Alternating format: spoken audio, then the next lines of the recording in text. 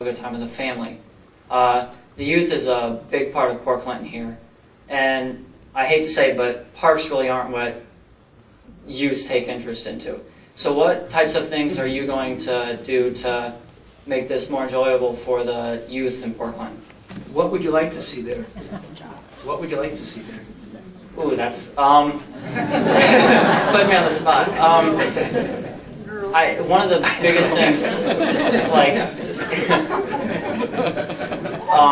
little kind of almost knick-knack shops, little shops that Port Clinton already has a lot of, but those shops tend to, they're kind of struggling. So maybe capitalize on little things where we can just take a stroll and with our friends and almost like a Crocker Park setting. Yeah, I agree with you completely. And by creating the synergy and the people that would come to the area we're proposing at the harbor on the waterfront, those would be potential buyers for these shops, and that's what it's going to take. You talked before, it was mentioned that some of these businesses are struggling. Well, the reason they're struggling, there's not as many people here to need their services. And if we can create that, then we will have, then the smaller business owners will survive. We're a small business. We work with a lot of small business in contract with contractors. But if we can create the synergy of people, then these smaller businesses will have more customers and more consumers. Sir, I'm Jim Sass, President of the Board of Commissioners of Ottawa County, and welcome to Ottawa County and welcome to Port Clinton. One question I have, do you have a handle at all as far as how many jobs may be created with this endeavor, as far as permanent jobs, part-time jobs, seasonal type jobs, and also I assume there'd be a fair number of construction jobs. That would be any concept at all where we may be in that area? I don't know, because I really haven't looked at trying to come up with those numbers. But what I can do is I can give you some historical numbers, which are accurate. Instead of just coming up with numbers, I can do this. In Worcester, we've been out in Worcester about 10 or 12 years now, and there's been over 150 jobs that, because of what we have done, because of the small businesses that have opened up, are there that weren't there 10 years ago. And those are small businesses, small little shops that the young man was talking about, where they have maybe 2 or 3 employees. And so there's over 150 new people working in Worcester. And in our developments, just what we've contributed over the years, over that 10 or 12 year period, has been in excess of $20 million that has been invested from our part. Now, that doesn't include the other parts. If you talk to Sandra Hall, I think she'll talk about $170 or $180 million since she's been on board, which is probably 20 years that's happened. But our own part, that's what's happened historically. So I don't see any reason that it wouldn't be, why that would be any different here. Yeah. If the park was built complete, all right, for the sake of this question, that's up, it's in there. Somewhere demographically, you must have some projections on what that's going to generate in traffic. Now, traffic in June, July, and August is one thing. Traffic in December, January, and February is a whole different creature. The important part of this, I would think, would be what would be coming up here in December, January, and February. Do you have any projections on how many booths that would put on the sidewalk, so to speak, during those 2 different periods? No. How would you go about getting those figures? Well, I think we would just have to, I don't know, I guess after we've been here a year, we'll be able to tell you what the count is. But ahead of time, anybody can make assumptions, and we can come up with assumptions if you want to hear them. But, we think it's going to work, and we can give you exact numbers afterwards, but I can't tell you ahead of time. I mean, I can come up with numbers, but it was like doing a study. Mr. Rose, it's very enlightening to have your optimism here. Thank you. With that said, I'd like to ask you a question. What's your philosophy on the employment of the work once you start and break ground? What's your philosophy on using local talent, out-of-town talent, et cetera, Because obviously jobs are very important for our community. Absolutely, I agree 100%. In every community we've been involved with, we try to use as many of the local contractors, craftsmen, for every project. We believe in that. And that's one of the things I really feel good about, this economic downturn that we've just experienced. We've all experienced, especially in the real estate industry. All industries have felt it. But we've been very fortunate over these last 2 years that we've had 2 projects, extremely sizable projects in 2 different communities that we're just finishing up. And what I feel really good about is the employment that we created for all these people, these young people with families, were able to work on these jobs, and they were all local people. In each community, we try to use all the local talent we can. And as a follow-up then, thank you. That's really what we were all looking for. And you get into the aspect of having housing and residential properties in there for sale. Are you affiliated with a real estate company now? Do you anticipate that? Can you address that just briefly? We work with work with local realtors here to market the properties if that's the direction it goes in. And that's what we've done in the past. That's what we've done in the past. So we would look to work with local representation to help us with those areas. Hello. And a little aside to some other comments that have been made tonight, my husband happens to be Joe the fisherman. And every vacation I have taken in the last 10 years has been some kind of fishing trip. I personally do not fish.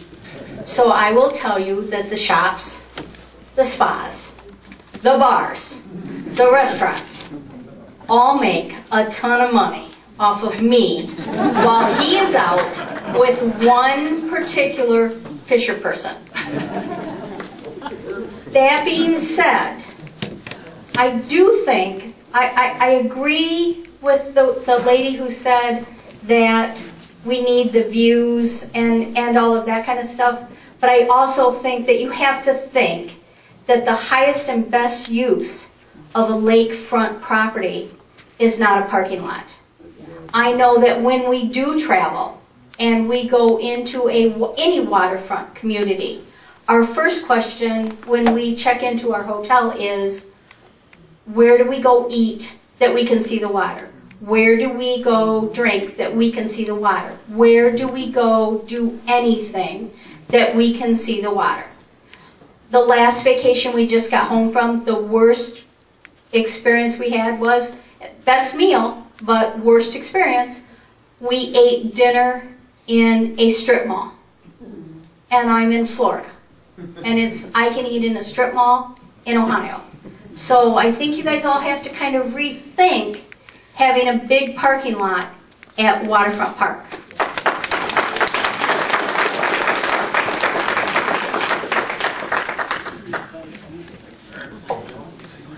Hi, I'm Larry Fletcher, the director of the Visitors Bureau in this county. I have a question, but I'll make a comment first, Mr. Rose, that everything that you said about who you are and what you've done and why you do it was told to me today by Dan Hostetler, who's the director of the Medina County Convention and Visitors Bureau. So he said all those things about you before you said them. So at least in Dan's opinion, you are who you say you are, and he's a big fan of you and what you've done in that community. My question actually is based on a couple things we've heard tonight about the park, and can you speak to how large of a footprint the lodge you proposed is on that space? Because I believe there's a compromise here. I don't think somebody's got to lose and somebody's got to win. So can you talk about how big that footprint is and how you see that maybe blending in and creating both the park space and the space that will bring these people down here?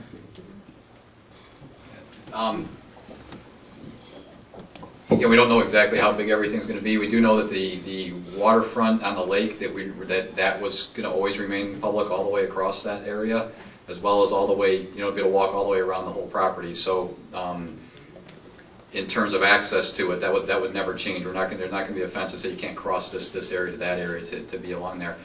One of the things, the reason why, it was questioned earlier about we had some of the smaller buildings on the side, is when we showed some of the images that were on here that showed like that street that you could walk down. We want to figure out how do we get that effect out of it and not have a 6-story building just sitting there with parking all around it, and that we want to get it back down to that scale, that's that walkable scale on it, and whether and how much land that's going to take, we don't know exactly how much that's going to be yet. We do know we need an amphitheater, we need an area to do the event for hopefully more than 10,000 people, 15,000 people, 20,000, whatever that number is. We know we need those. We know Derby Pond is going to stay. We know all the land to the east of there is going to stay as it is. So somewhere in that area in there, can we go ahead and get something that still feels enough stuff or density to feel like a streetscape and not feel like a hotel with a sign on that says that's not what we're looking for. So we know our constraints. We're not going to go along the lake. We're not going to go past Derby Pond. We're not going to go an area that's too small of an area in the front of the amphitheater area, and we need a little marina there too. So somewhere in that area with that scale will be what we're looking for. I just want to comment, follow up a little bit on that. The aesthetics of the project are extremely important to us. And we don't have to own any of the green space. And the amphitheater and the Derby Pond, that can all still belong to the city. We've done projects in the past like that, where we just have the footprint of the facility that we're proposing. So I think that'll come out in the discussions and the negotiations. And I also want to talk about, there seems to be a different perspective about being able to see the water from the road and not have anything there. And I'm going to use Cleveland as a perfect example of this. Chicago and New York, what happened to Cleveland? Why hasn't Cleveland has really suffered. And the reason, what the city planners talk about now, is because they put their freeway right along the lake, and they had a green space, and they wanted to put a park between the freeway and the lake, and they did a big stretch of road. And as they look back in hindsight now, it's probably been 50 years. I remember when that freeway was built. And it has really had an extremely negative effect. And you've got the same thing here, where you can integrate something that's going to create jobs and be viable and be attractive and create interest, or you can just leave it the way it is and it hasn't benefited and your downtown is suffering. This is a vehicle that's going to change the direction of both those things. And again, that's a historical example. Mr. Rose, my name is Kevin Francis. I'm a chiropractor in town here, and I love the idea. I love the idea of having a whole bunch of people come fishing, get on their boats, bounce around on the waves, hurt and come back.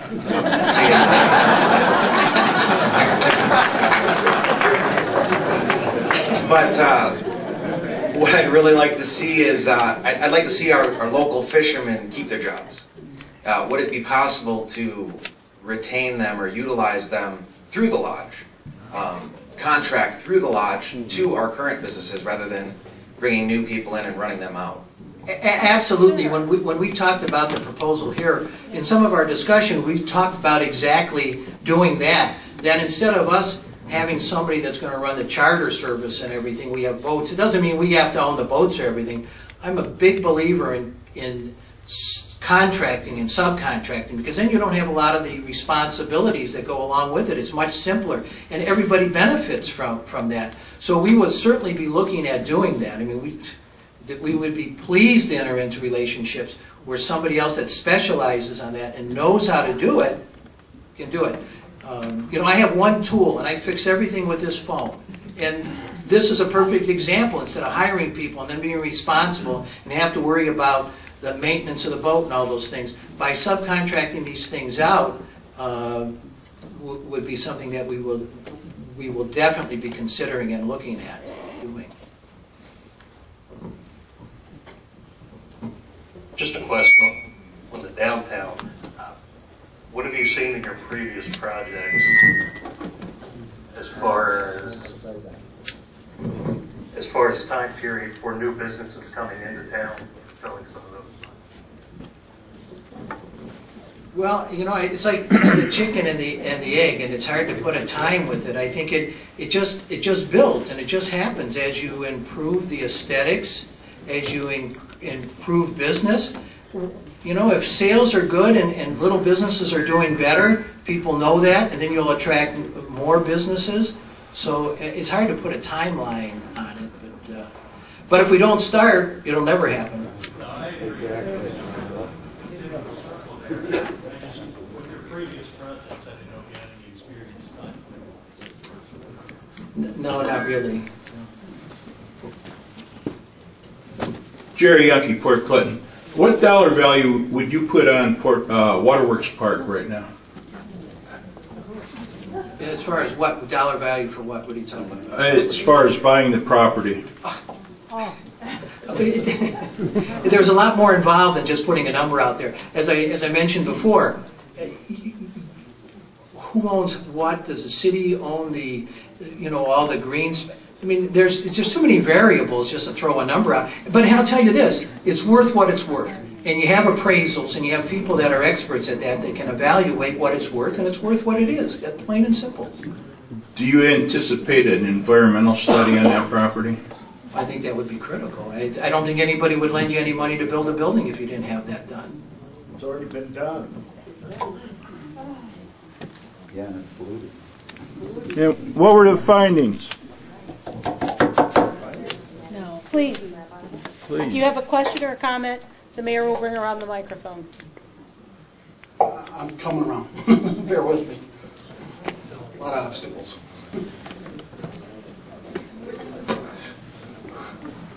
Give me the freeway. Wait a minute. Thank you.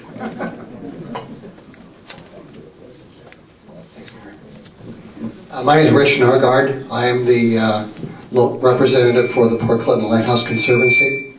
And we have a group that's that's restoring our historic lighthouse, and we wish to find it a permanent home on the waterfront. And I've heard you talk about you're going to ensure that access around the lake will be preserved. Can you give us an assurance today that we could put the lighthouse on the waterfront and would not interfere with your project? I think we need to see what it looks like. Again, aesthetics are extremely important to us. It's the whole vision of what we want to create there. But we see that Derby Pond being utilized for a lot of recreational event for young people. I don't know anything about the lighthouse, the size and the scale of it, but if it's appropriate, we would welcome it.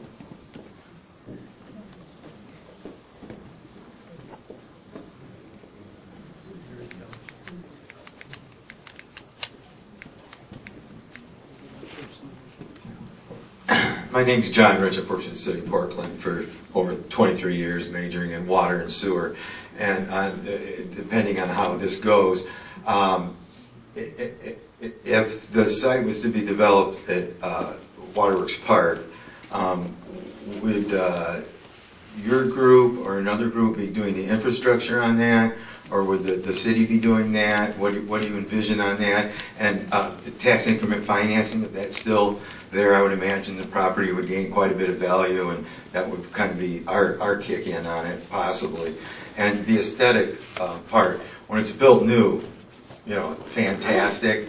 Would you have like a management team or someone to handle the maintenance of the whole area? We don't have that many city employees to do that, and I would think that to keep it very nice would be foremost. So would you probably have somebody keep this at a very high end as it was built throughout the years, and the issue of mayflies and things like that really need to be addressed so that people don't get the up feeling. I'll address it a little bit, and I'll address it a little bit for Mike too.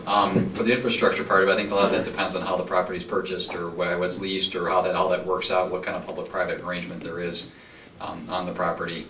And in terms of the upkeep on it, all I can say is if you visit any of Mike's properties, you can tell that you won't find scuff marks on the floors, you won't find on the walls. The bathrooms are perfectly clean, like your home is. And it's consistent across every single property that you can walk into his. So there's not going to be an issue. Beautiful landscape, everything out there. He takes his approach, and I'll speak for Mike, but his approach is he's always come into, in the areas he's come into, he's done something above and beyond anything that's in that area. And his approach is, if people are there and want that, just because it's not there doesn't mean that it can't support it. And he went into Medina and into Worcester, and we started doing the first project. It was a very nice project. And the quality level was so high, the expectations were, can people fill it? And next thing you know, completely filled while other places were still vacant. And he just kept on going down the line doing that, and you might have a vacant. He comes in, goes way above and beyond it, it's filled again. And that's been consistent with how his approach is. If you do it better than everybody else, it will succeed. Yeah, Gary Scholba. I've lived here all my life, raised here in town. And I know when I was a kid growing up, we used to have 3 movie theaters in town. We had, all the stores were filled up downtown. But it seemed like as the years went by, and they started building these malls and stuff, and then when Hex came in out here, where our office building is over here, our municipal court and all that, that's when everything started moving out. Walmart came in, and they monopolized the place. This building that Walmart used to have, still sitting empty down there. They held a lease on it, I guess, or they won't let nobody in it. Then that way, and the building's going to sit there and deteriorate, and then after the lease is up, the building ain't no good for nothing. Tear it down. And I can't figure out why, or how will we compete with the stores you're talking about bringing in here. How would they compete with Walmart? Because everybody comes into town, the first thing they say, where's Walmart? You know, because that's the only place they got to shop. Well, that's a mistake. Well, that's a mistake if you try to compete with Walmart. You have to be something different. You have to create a recreational type of shopping. Like some of the other people have spoken, they like to go shopping. Their husband's fishing. So you create the kind of unique stores where you don't have them in other communities. And that's what's returning these small towns back to the vitality. What you're describing is no different than what happened in Medina and Worcester. They build something outside of town, everybody leaves, you don't have the grocery store downtown, you don't have the shoe stores downtown, and so you just have to find what's going to work now, and that's what we have to figure out. The other thing we notice in those businesses that are successful down there, it's the business owners are successful. People are going to go shop at that business because of who the owner is, and they know that person, and there's a relationship that they have to them. But the business owner realizes that's the difference, and when you start weeding out and you start getting the right mix of business owners in, that changes that too. You're not going to compete with Walmart. Somebody just wants the lowest price on toilet paper, and we're not going to do that in town. But I would say that even the young man over here mentioned Crocker Park. People know what Crocker Park is. It's a mixed-use development of it. It's a lifestyle center. They call them. It's meant to look like a downtown again. There's a reason why they're making it look like downtown again, because people want to be downtown again. So we think that need's already there. That people already want it. People have it. So if you can do something that's actually legitimate. I'm not a big fan of Crocker Park because it's fake. I live in a small city and I like the city. And so when I come back into here, you see how you mentioned the first, but I got excited about the stock of buildings here. Come on, those are real buildings. Everyone's different and unique. It's not a manufactured piece. People want that, I think, and I think that those things are showing that is true, not just our instinct.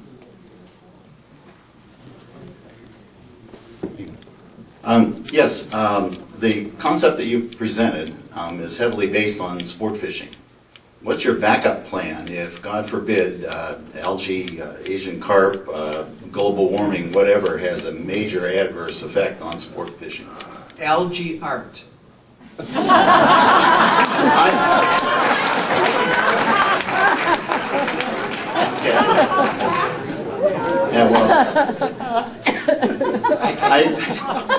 okay, so the answer is you don't have a backup.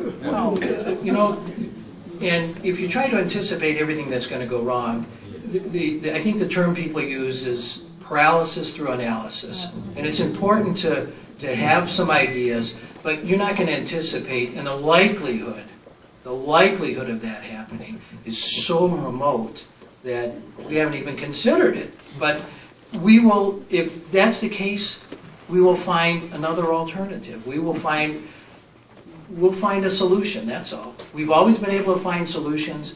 We've always been able to make these projects work. And so, yeah.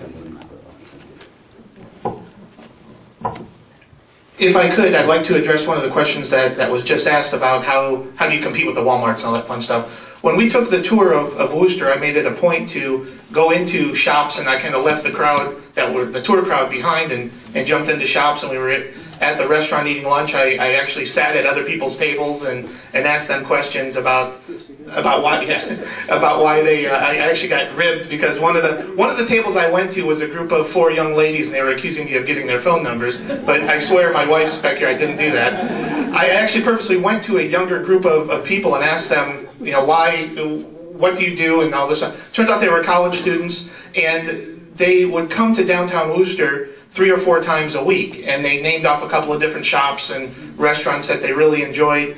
And one of the places they mentioned was a pizza place that was in the downtown area. And I asked if the pizza place delivered, and they looked at each other and said, "I don't know. We just like to come to downtown to do this."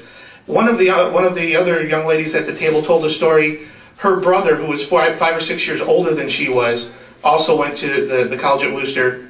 And when her family would come down to visit him 5, 6 years ago, they would go to the outlying areas and go to the Chili's and the Applebee's and the suburban chain restaurants. Well, now when the family comes down, they take the time to stay in downtown Worcester because of the atmosphere that has been created and the activity. I found that surprising, thinking back to when I was a college kid, and believe it or not, I used to live on ramen noodles. Should go back to that. But to see the college kids and that age group and that economic status coming and participating in what Mike had done in downtown Worcester.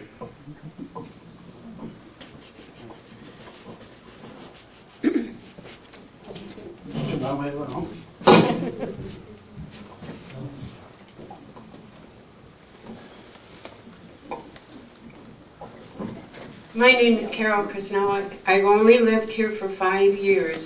I love the festivals, but the biggest problem is parking. Medina's square is beautiful. They had the same problem, but now they put up a big parking area there's a couple stories. Have you found any area that we could have parking for all these things?